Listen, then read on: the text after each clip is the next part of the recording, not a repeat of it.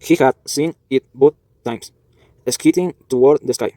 He had seen the sleek jet almost and blur at its high speed go past, and a second later hear the blast of sound that flowed. Then one more time, a moment later, from the opposite direction, the same train. At first, he had been only fascinated. He had never seen aircraft so close, for it was against the rules for pilots to fly over the community. Occasionally, when supplies were delivered by cargo planes to the landing field across the river, the children rode their bicycles to the riverbank and watched, intrigued, the unloading and then the takeoff, directed to the west, always from the community. But the aircraft a year ago had been different. It was not a squad, fat violet cargo plane, but a neatly nosed, single pilot jet. Jonas, looking around anxiously, had seen another adults as well as children. Stop what they were doing and wait, confused for an explanation of the frightening event. Then all of citizens had been ordered to go into the nearest building and stay there. Immediately, the rasping voice through the speaker had said, "Leave your bicycles where they are." Obediently, Jonas has dropped his bike on its side on the path behind his familiar dwelling. He had run indoor and stayed there alone. His parents were both at work, and his little sister was at the child care center where she spent her after school hours. Obediently, Jonas has dropped his bike on its side on the path behind his family's dwelling. He had run indoors and stayed there alone. His parents were both at work, and his little sister, Lily, was at the childcare center, where she spent her after-school hours. Looking through the front window, he had seen no people. None of the busy afternoon crew of street cleaners populate the community at that time of day.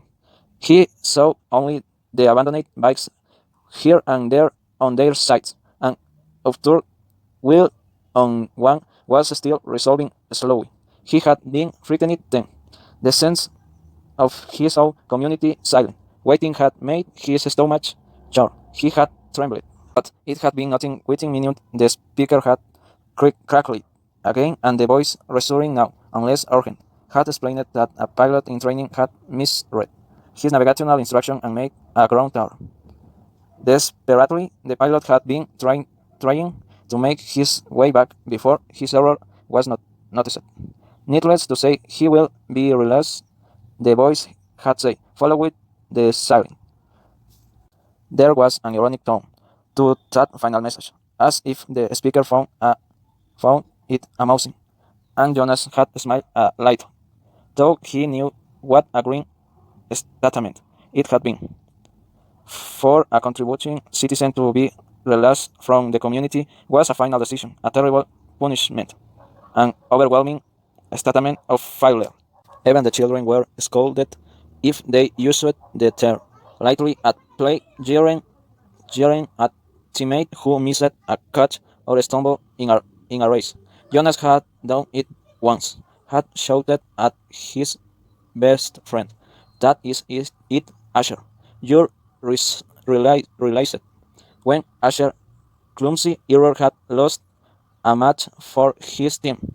He had been taken iced for a brief and serious talk by the coach, had hung his head with wild and embarrassment, and apologized to Asher after the game. Now, talking about the feeling of fear as he pedaled home along the river path, he remembered that moment of palpable, stomach sinking terror when the aircraft had streaked above.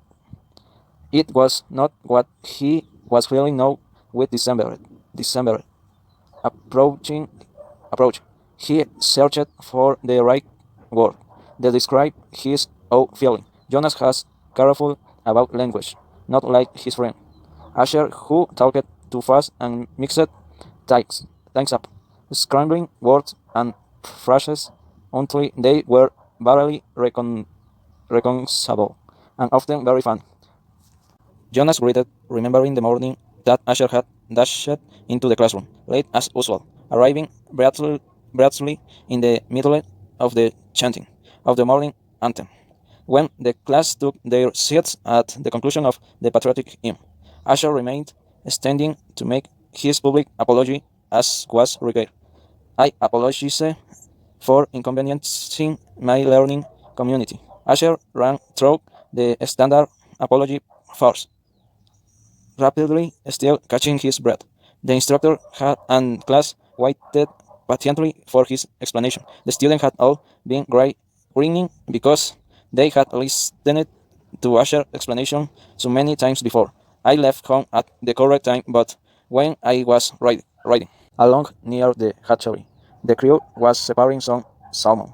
I just got distraught watching them. I apologized to my classmates. Asher concluded.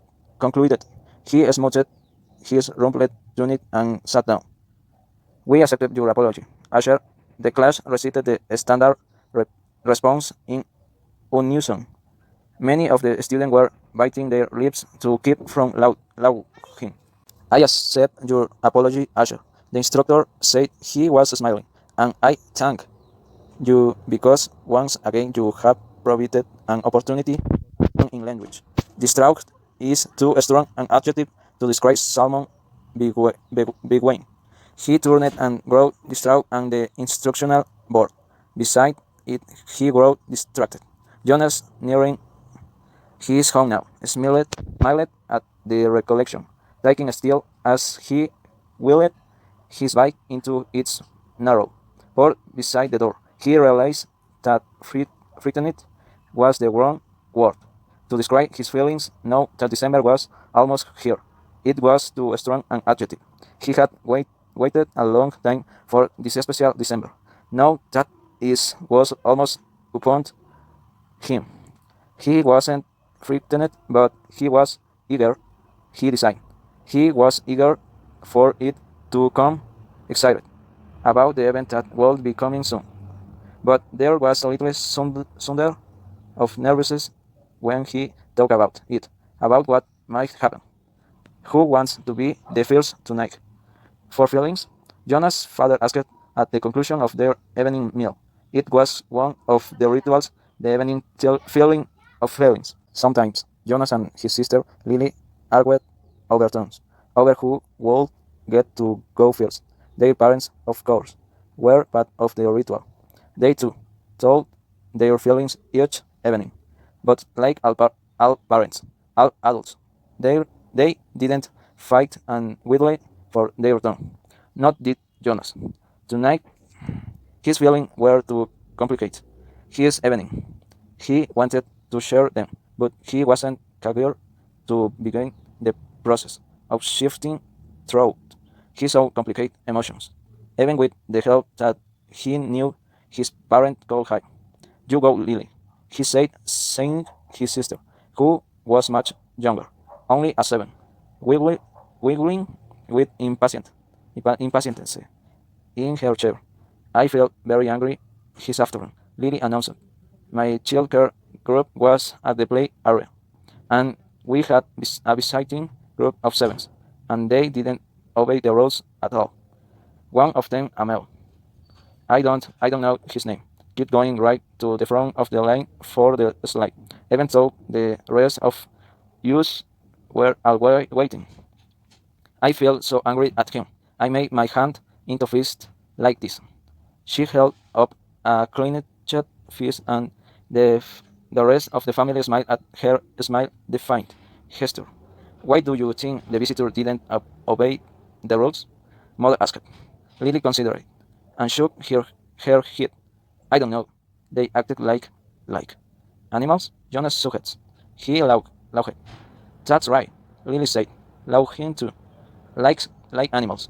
Neither child knew what the word meant exactly, but it was often used to describe something uneducated or clumsy, someone who didn't fit in.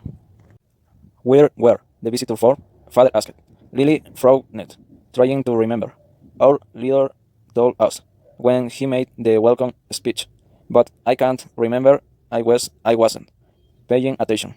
It was from another community.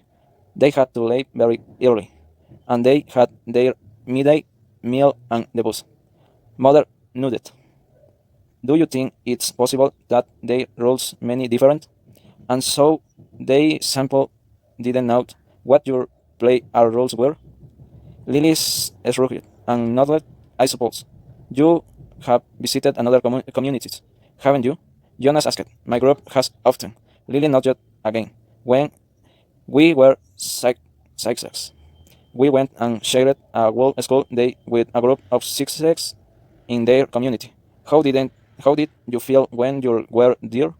Lily frowned. I feel strange because their methods were different. They were learning uses that my group hadn't learned yet, so well felt stupid. Father was listening with interest. I am thinking, Lily, he said about the boy who didn't obey the rules today. Do you think it's possible that he feeling strange and stupid, being in a new place with rules that he didn't know about? Lily pondered that. Yes, she said finally. I feel a little sorry for him. Jonas said, even though I don't even know him. I feel sorry for anyone who is in a place where he feels strange and stupid. How do you feel now, Lily? Father asked. Still angry? I was not. Lily decided. I was feel a light sorry for him and sorry I made feast. She grinned. Jonas smiled back at his sister Lily's feeling were always straightforward, fairly simple, usually easy to resolve. He wished that his own had been, too, when he was a 7. He listened politely, though not very attentively, while his father looked his turn, describing a feeling of worry that he had that day at work a concern about one of the new children, who wasn't doing well. Jonas' father's title was nurtured. He and the other nurturers were responsible for all the physical and emotional needs of every new child during its earliest life. It was a very important job. Jonas knew, but it wasn't one that interested him much. What gender is it? Lily asked. Male. Father said. He's a sweet little male with a lovely disposition, but he isn't growing as fast as he should, and he doesn't sleep soundly.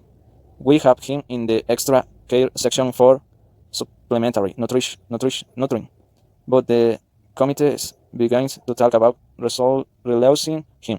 Oh no, Mother murmured sympathetically. I know how sad that must make you feel. Jonas and Lily both nodded sympathetically as well.